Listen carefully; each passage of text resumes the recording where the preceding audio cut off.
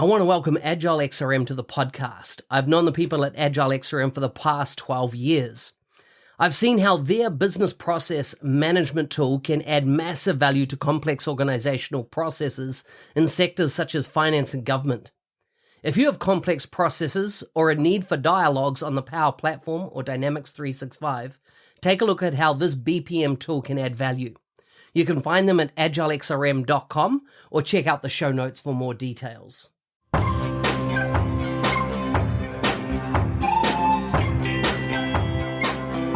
Welcome to the MVP Show. My intention is that you listen to the stories of these MVP guests and are inspired to become an MVP and bring value to the world through your skills. If you have not checked it out already, I do a YouTube series called How to Become an MVP. The link is in the show notes.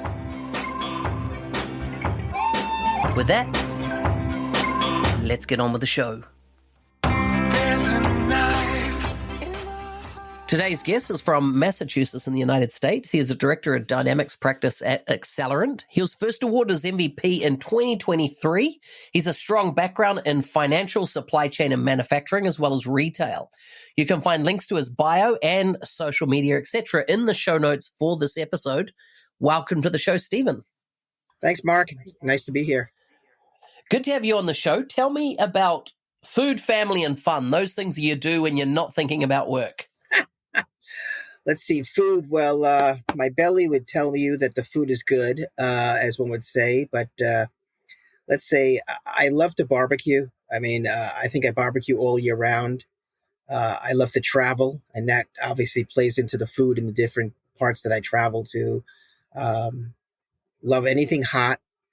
I'm a pretty, as some people who know me, I'm a pretty much of a crazy man. I love to scuba dive and skydive and love to do things like my next adventure is going to be racing Lamborghinis. You can go to the racetracks and race them around at pretty fast pace. Just recently did one as a ride along in a AMG Mercedes. We went about 185 miles an hour. So yes, it sounds a little psychotic, but it gets the adrenaline flowing. And, I love family, obviously, and we have fun. I love my friends, good times with them all the time. And obviously getting together with the different people from the community when we can get a chance. Yeah. So how did you get into tech? Wow. I was an accountant for about 17 years. And I'm aging myself when I say this word Y2K. But back in 1999, a lot of my mentors just basically said, you should leave accounting and, and stuff and operations and stuff and really go and get involved with the ERP software and implement it as well as advise and consult and kind of get involved. And a lot of my friends said, a couple of them said, hey, there's this company coming to America. They've been here only a few years, and they called Navision. And I'm like, say what? And I didn't know them from a hole in the wall. So I knew Great Plains, Macola, Computer Associates, all the other players in the States, as one would say. But I went to interview with a partner who was probably one of the top partners selling Navision at the time out of Manhattan, and went to work for them. And really, it just kickstarted the whole thing. I just went hog wild crazy. Got trained by the best, the people who work for Navision, obviously went because it was Navision back then. So some of us know in the Microsoft, who are still at Microsoft in Georgia, got to learn from them how to implement the software, got to learn, all the tricks of the trade, as one would say. And for 24 plus years now, going pretty much crazy doing it. I love it. I've met so many crazy people all around the world because I have traveled doing this. And it's been a blast. And I think that's what sparked me in the early years to kind of get involved with, keep spreading my wings and just helping the community out. So I think that's where why I got involved with the tech side, the ERP side, the power side now, and obviously the CE side. Yeah. So Navision back then, that was a Danish company, right? Before Microsoft purchased it? Yeah, back in Denmark, obviously. Yeah. Company was owned by a few people there, and they had their Navision side, and as we all have known Navision, they also had, the Dam Guard side, which I think kind of came out, and they created. You had Navision and Xapta, I guess would be the two names that came out at the time of the sale to Microsoft. And back then, when Microsoft bought them, obviously I know a lot of the material or correspondence out then was they were looking for that tier one kind of product to get it to compete in the industry. They already had Great Plains, as we all knew. So Navision complemented Great Plains to some respect, but it also was, in my opinion, was a better product. And Xapta really jumped them into that tier one neck of the woods, which is what they were looking for. And yeah, over the years, the name has changed, obviously, for everybody, and but it was pretty amazing. So did and I didn't realize, but have I got this right? Did Xapta come from that same company, or was it a separate sale? No, it was Oh wow! same company. I did not realize that.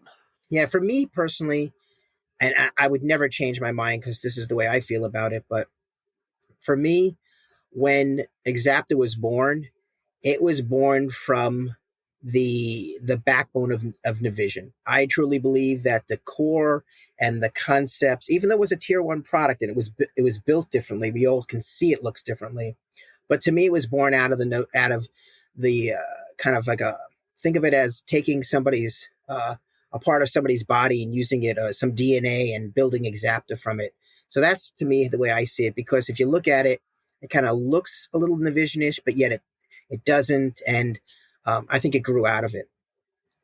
Interesting. I didn't know that was the nexus of it. Now, it's interesting you call it a tier one, where I feel that I feel that oh my gosh, I've just forgotten the name of it. Dynamics 365 F&O. BC. Oh, BC. I feel BC now is really, it's up there from I'm seeing it in big multinational companies. Oh yeah. Heck, I think we've got something like 600 consultants just on BC alone in our European part of our business that work on BC for multinational companies. So it's not like, this kind of differentiation that AX was for the enterprise and BC was for mid-market. I don't know if that washes anymore, that kind of storyline. I don't think so either. I mean, for me personally, I don't really care if you make $25 million a year gross revenue or you make, $2.5 billion a year gross revenue. I think BC will fit perfectly in a company depending upon the structure of the company. Are you a multinational? Are you basically in multiple countries? How complex are you? How far do you actually push the envelope? And don't get me wrong here. I've worked with companies that are multinational in different countries. It works very easily in manufacturers or supply chain. I've excuse me. I'm in the process of working with one that's in 6 countries, and they do a lot of distribution and some very light manufacturing, but they actually ship it out to the different ones. I've got a customer who has, upwards of 200 users, if 250 actually to be exact. Um, and I think it competes right up there with the tier one. Sometimes people come up and say, well, I'm going to go look at Oracle. I'm going to go look at, SAP, things like that. I'm like, you know what? Go ahead and spend the big money. I'm sure you'll come back sooner or later because, BC can fit the bill. I mean, don't get me wrong here. BC out of the box is sweet. It's got a lot of features and functionality.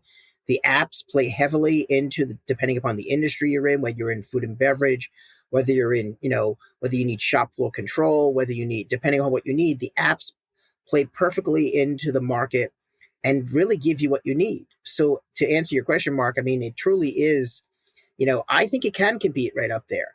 I think the problem, sometimes, of course, I guess, it's the way it's portrayed. I mean, obviously, for here in the States, every time somebody says, I'm in X countries and I've got foreign currency and I got to do consolidation and on and on. You hear all the rhetoric. Oh, you got to go F&O. You can't look at BC, but in reality, you can. I think BC works perfectly. Like I said, there are some pretty famous companies, as you know, around the world who use Nav/Business Central. Now, whether they've upgraded, I can't answer that question. But, I mean, I remember Weber Grill uses, I mean, that's an international company. They use Nav. I mean, you've got companies like Citizen Watch. They use Nav, and they're, multinational. Again, it's out there. Where do you see BC really shines? Where is it? Like, is it in warehousing? Is it in GL? Where do yes, it's strong in those, but where do you feel it really comes into its own? I truly think it comes into its own when it it's got a great financial background. Don't get me wrong. And being an ex-accountant, I'll be biased a little bit, where it could do consolidation and everything else. I think it shines perfectly and seamlessly in the manufacturing space. I like it because I really truly believe, whether you're a discrete manufacturer, whether you're uh, whether you have complex routings and bombs, it still works perfectly. I think it works with all the apps. And again, I'm not out of the box. It does a good job, but you have to play into the apps here because the apps complement it. And I've worked with tractor trailer companies. I've worked with, food and beverage companies that have recipes and byproducts and co-products and byproducts. I've worked with people who just build, just actuators or pumps or things like that.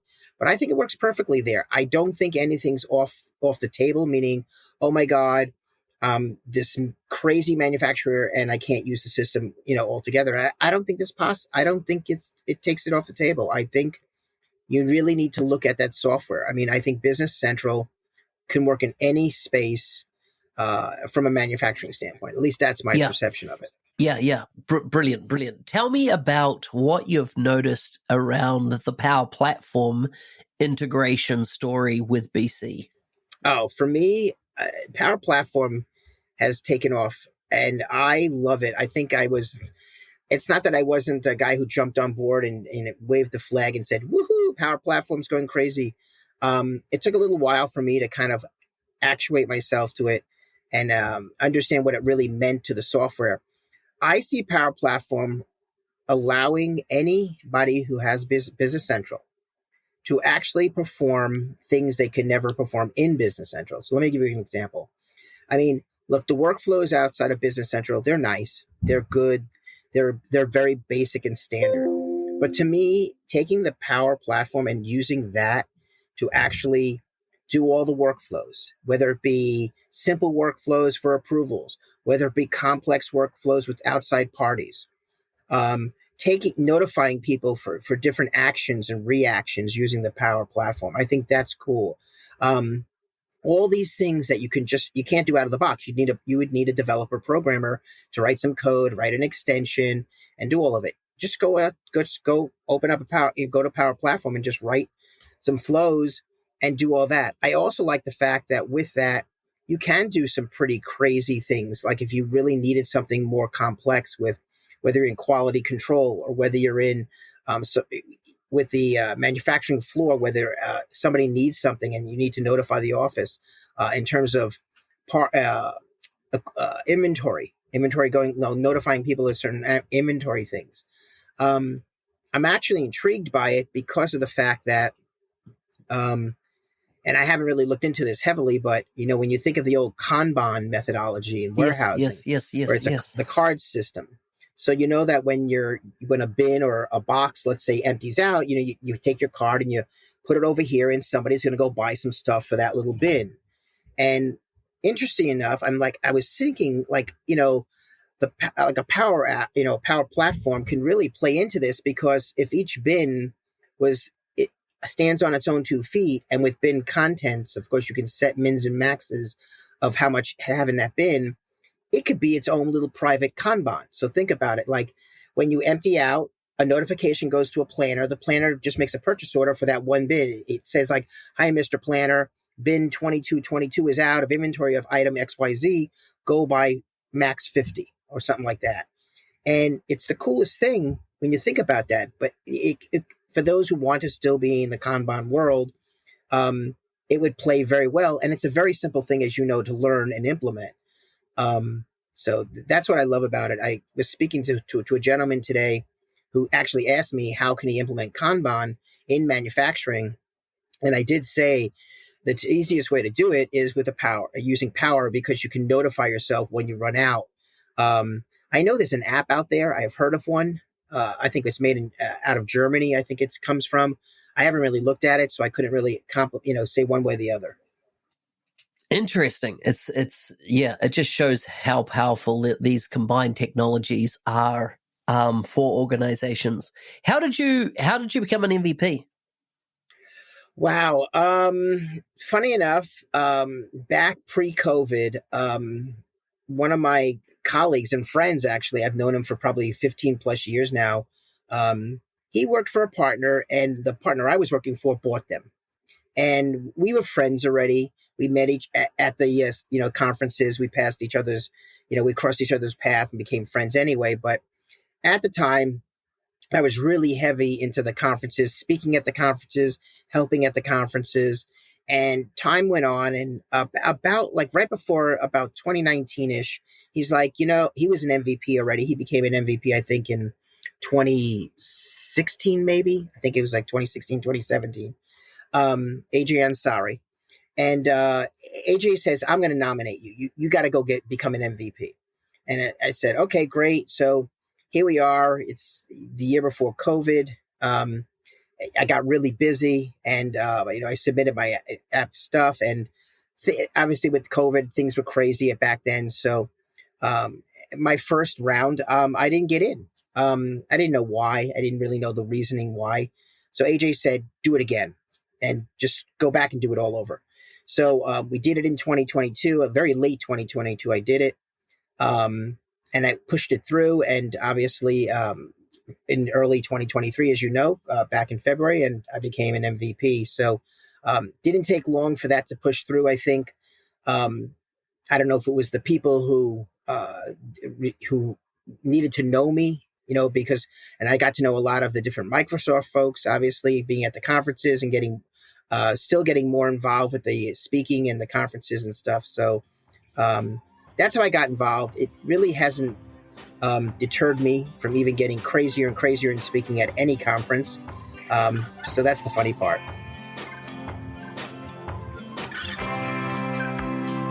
Hey, thanks for listening.